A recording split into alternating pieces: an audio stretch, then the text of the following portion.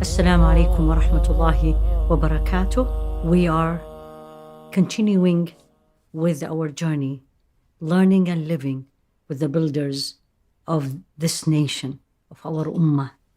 And today we're going to be living with a unique one, a Sayyida Safiyye bint Huyey. Uniqueness about her, that she was Jewish. She came from a Jewish family. She was born, raised in Medina. And this woman was described as the following: very beautiful. And this was actually described by another woman, Sulaim, who prepared her for the marriage. And she described her as extremely beautiful.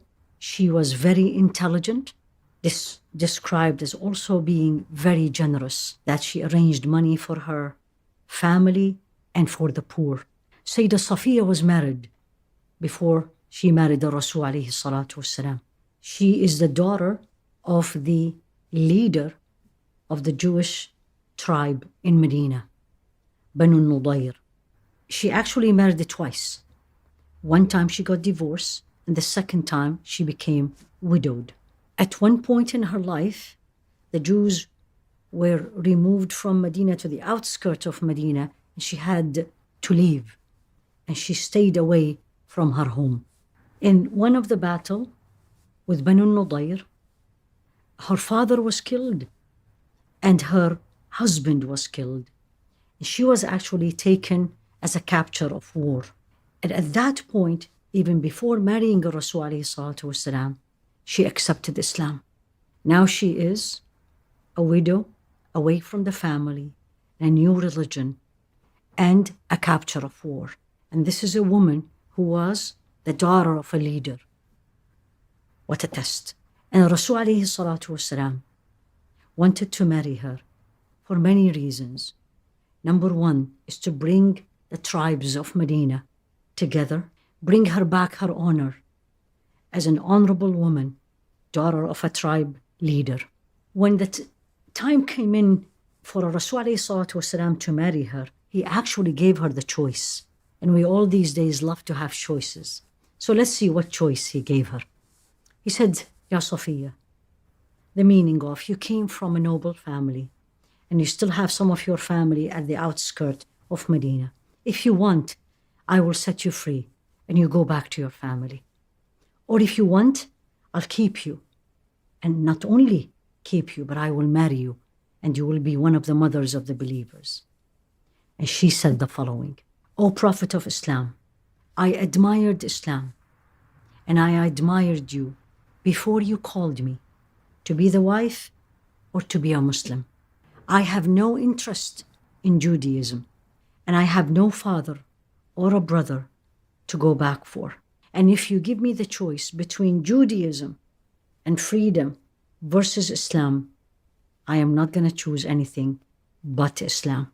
And by Allah, the Prophet, peace be upon him, and Islam is way more beloved to me than Judaism and my family. What did Sayyida Safiyya went through because she accepted Islam and because she married the Rasul alayhi salatu wasalam? Something many women will feel. The other wives were jealous of her, including Sayyida Aisha, including Sayyida Zainab bin Jahsh, which both were very beautiful. And the jealousy was to the point where they used to indirectly say things to her that hurts. So let's share a story. The wives of Rasul alayhi salatu wasalam found it difficult to accept her. So we can feel how she felt. Again, she grew up in Medina, the others all grew up in Mecca. She was Jewish, most of them were Muslims. Her parents were actually, especially the father, was one of the main enemies to Rasul alayhi salatu wasalam. So they did not accept her. And sometimes they were not shy of declaring their unacceptance. One of the challenges she had, even they questioned her sincerity in faith. So they used to indirectly remind her that she was still Jewish. Sayyida Aisha used to be jealous of her to the point, Sayyida Safiyya was a good cook. So one day she cooked a meal and sent it to Rasul alayhi salatu wasalam. He was carrying the dish, and Sayyidah Aisha made it a point to break the dish. And he looked at her, and she said, how can I make this up for Safiyya?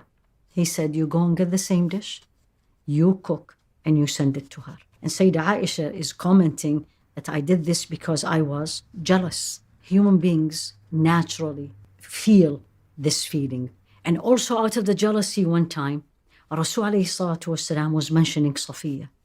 And Sayyidah Aisha looked at him and says, enough you mention Safiyya. She is this and this. Indirectly indicating she was short. And Rasul alayhi salatu wasalam said to Sayyidah Aisha, you said a word.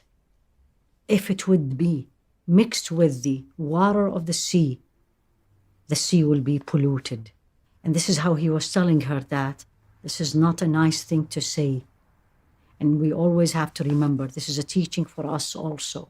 We don't belittle people and call them names or call them with their description, even if it is true, but the way we say it, to put them down. Sayyidah Hafsa bint Umar also had a not very much acceptance to Sayyidah Safiyya, and she called her the Jewish. So Sayyidah Safiyya went to Rasul alayhi salatu wasalam crying, and she said, they call me this. And he said, go back and tell them, my father is a prophet, that's Sayyidina Musa. My uncle is a prophet, that's Sayyidina Harun. And my husband is a prophet, which is the Rasul alayhi salatu wasalam. So why you are looking or saying this to me? One of the rulings of Hajj related to the woman during her menstruation was actually done and legislated because of an incident happened to Sayyidah Safiyya. So she was in Hajj with the Rasul alayhi salatu wasalam, and in the last day, as they finished the Hajj and they were planning to go back to Medina, they told the Rasul alayhi salatu wasalam, Safiyya has not done yet the farewell tawaf, circumambulation around the Kaaba. And he said, why not? They said, she has menstruation. And then he said, ahabisatuna hi, are we going to be waiting till she finish? And then he said, if she's menstruating, then the farewell tawaf is not an obligation for her, and we can all leave. And up till this day, this is one of the rulings. When the woman gets her menstruation, the farewell tawaf is not an obligation on her anymore. She was a noble woman, loved Islam, went through tests because of her acceptance to Islam, trials, but she was sincere. She loved the Rasul alayhi salatu wasalam. This is narrated that during his final days when he was sick, she looked at him and says, I wish what you are feeling and suffering is given to me, and you will be free and healthy of any pain and any suffering. The wives of Rasul alayhi salatu wasalam, when she said that, they looked at each other, and the Rasul alayhi salatu wasalam looked at them and said, by Allah, I know Safiyya is truthful and loyal, and what she said, she meant it. She was very generous. She donated all what she had to the poor, to the needy, and supported her family. She passed away 52 years after Hijrah at age 60 in Medina. She was buried in Baqi'. She passed during the time of Muawiyah. May Allah subhanahu wa ta'ala be pleased with her. May Allah subhanahu wa ta'ala make us so dedicated to our deen, even if we have to leave the other religion, be different from our family, or we go through difficulties during our marriages, but we still stay firm and sincere to Allah subhanahu wa ta'ala.